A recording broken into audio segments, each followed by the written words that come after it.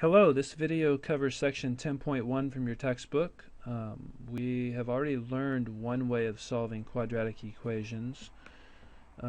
We should all remember that we've talked already about solving quadratic equations by factoring, but we're also going to talk about two new methods for solving quadratic equations. So let's go ahead and get started. The very first thing I want to remind you of is what a quadratic equation looks like. And if we put one in standard form, it's this part that I just highlighted right here. It's the ax squared plus bx plus c. And what really sets apart a quadratic equation from a linear equation is that squared term. And what we know is that when we want to solve a quadratic equation by factoring, we want to set everything equal to 0. That's the important thing about it, because then we can use the zero factor property. And just remind what that says. It says if you take a product, a times b, and it's equal to 0, then that means the first factor has to be equal to 0, or the second factor has to be 0. Very simple idea, concept, yet very powerful when solving quadratic equations.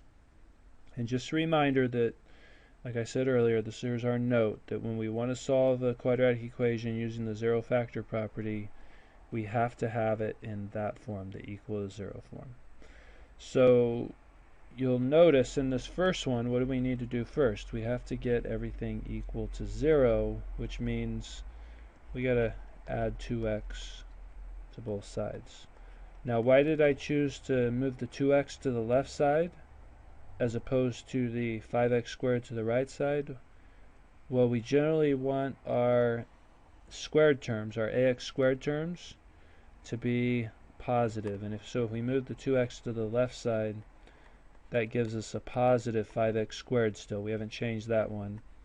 Plus 2x equals 0.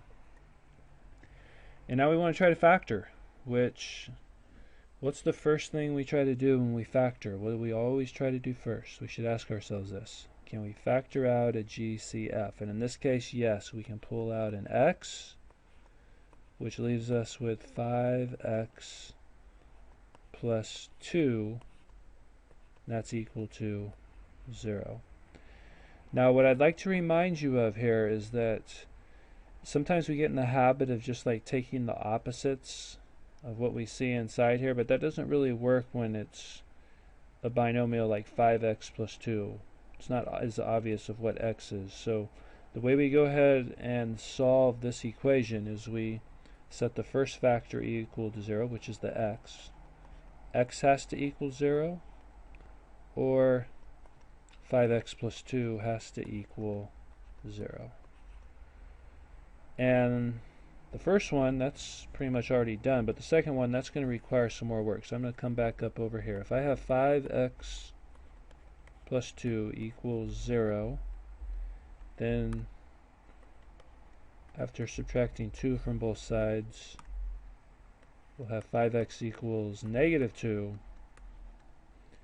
which means x equals negative 2 divided by 5.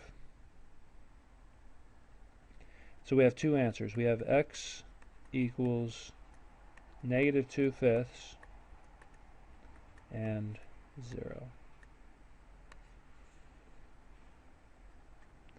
And that's how we solve a quadratic equation by factoring, and that should look familiar to all of us. We've done this countless times this semester, but just to review, this is a method for solving quadratic equations. So now ask yourself, with the second one, is this equation one that's in our form that we need, the ax squared plus bx plus c equals 0? Your answer to that question should be no. First of all, there's a 40 on the right hand side, and then we have these parentheses in here. So we need to distribute. X times 13 is 13x, and we need to take x times negative x. Negative x squared equals 40. Okay. Now notice here, in its current form, we got stuff on both sides, but also the negative, it's a negative x squared. The x squared is negative. We would prefer to be that positive because it makes the factoring process a whole lot easier. So I'm going to go ahead and move all this stuff over to this side. That means I need to add x squared to the right side and subtract 13x to the right side. I need to do the opposites. So this is really going to be 0 equals, and let's go ahead and write the correct order here. Let's write x squared minus 13x plus 40. So now we can factor. Of course, we'd have x minus 5 and x minus 8, which if x minus 5 equals 0, that means x equals 5, and if x minus 8 equals 0, x equals 8. So our answers are 5 and 8. Again, this is nothing new, but these are a couple of nice examples just to remind us how to solve quadratic equations by factoring. Now let's go ahead and pause the video, and you should be able to do self-check 1 now. Solve a quadratic equation by factoring. Alright, welcome back. Alright, so let's now take a look at another method for solving quadratic equations, and that's the method of extracting the square root. And so if I have equation, this is where we want to solve an equation that looks something like x squared equals 9. And before we get into something like that though, let's go ahead and look at the double sign notation. That's when we have this plus or minus in front of a number. And what that really means is plus a and negative a is represented in that statement. So if I had something like plus or minus 2, that represents plus 2 or negative 2. Alright, so let's take a look at solving an equation like x squared equals 9. Well, what I would like to suggest to you is that we could get rid of the squared by taking the square root. Now we know with equations, if we do it to one side, we got to do it to the other side, in which case the square root of x squared becomes x, and of course the square root of 9 is 3.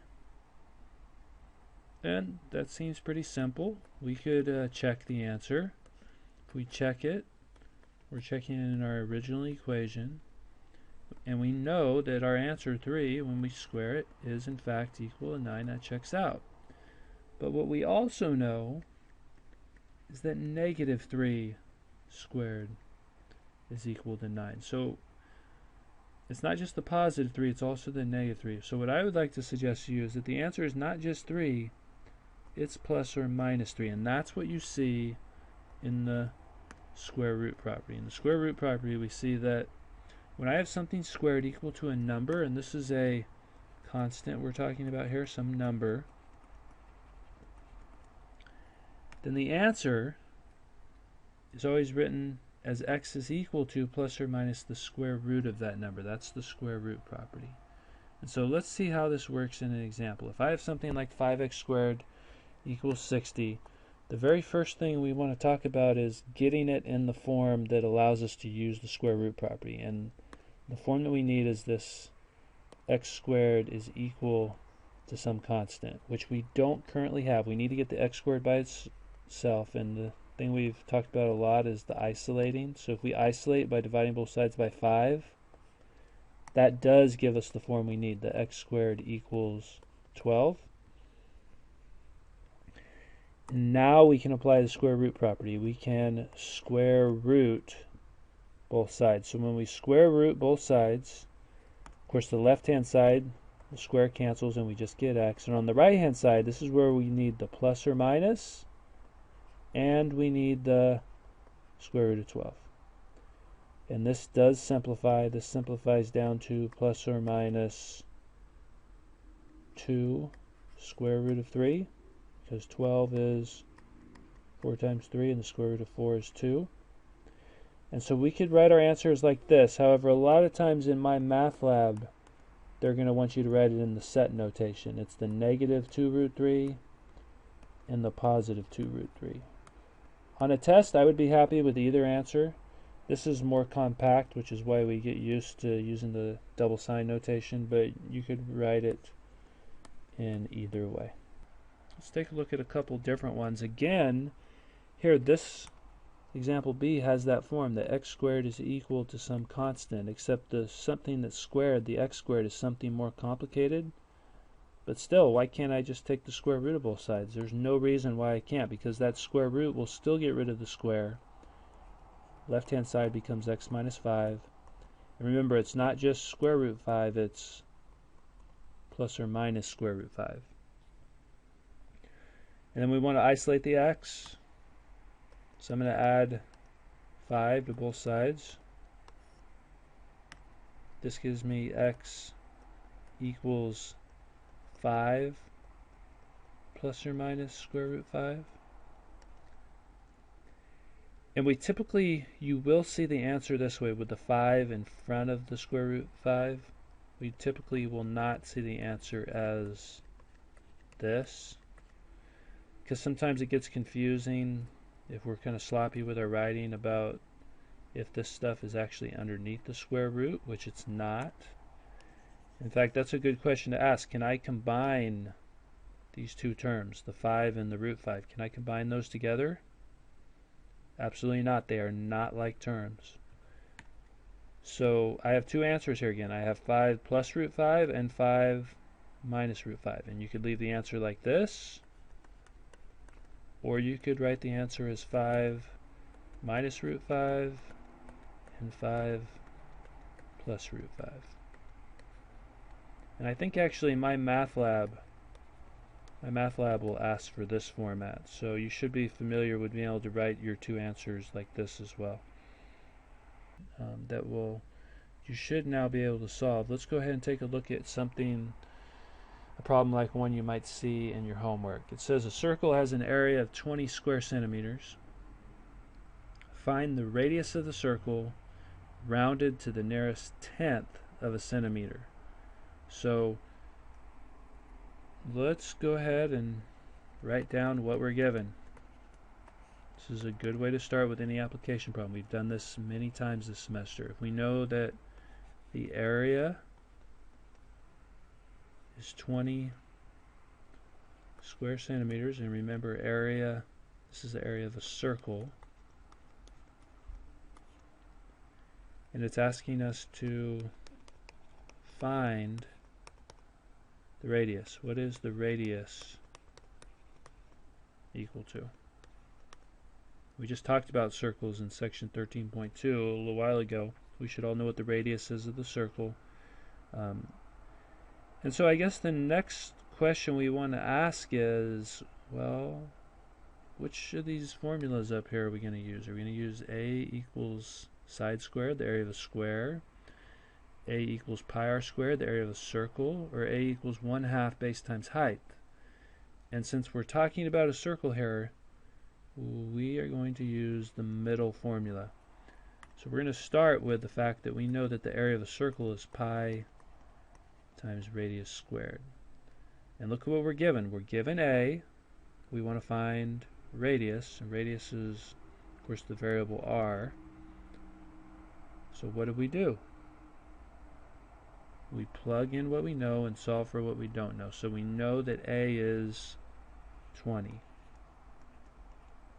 That's all we know. Can I solve something like this? Well, this is almost the form that we've been solving, the form where we can extract the square. We have something squared, and we need it equal to some constant number, and we don't have the r squared isolated, so the first thing we need to do, divide by pi. So if you divide by pi, pi's cancel on the right hand side, we get 20 over pi equals r squared, which if I apply the square root property, we end up getting that r is equal to plus or minus the square root of 20 over pi. Now if we're talking about a radius, which is a length, do we really want to consider the negative answer? And your answer to that question should be no. So we're not even going to do the plus or minus. Most application problems we're not going to consider the negative answer because it doesn't make sense when we're talking about distances. So then we should be able to even calculate this. Go ahead and pull out your calculator. Okay, so in your calculator, you hit square root. And then inside the parentheses, we'll just take 20 divided by, and pi is over here right underneath the clear button. You have to hit second pi, close your parentheses, and press enter. If we round to the, it says in our directions here, round to the nearest tenth, that's 1 decimal. So we are going to round this to 2.5. R is about equal to 2.5. And since our area was centimeters squared, our radius is going to be just centimeters. There you go.